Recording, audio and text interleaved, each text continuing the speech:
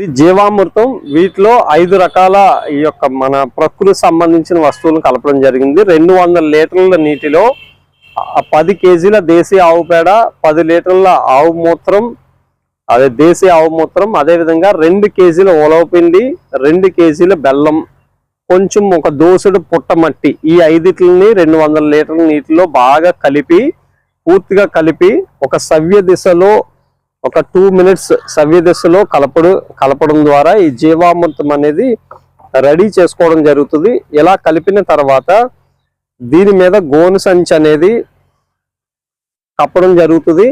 ఇలా సంచిని కప్పి ఉంచి ఒక 2 నుంచి 5 రోజుల పాటు ప్రతిరోజు ఉదయం 2 నిమిషాలు, సాయంత్రం 2 నిమిషాలు సవ్య దిశలో దీన్ని కలుపుతూ ఉండాలి.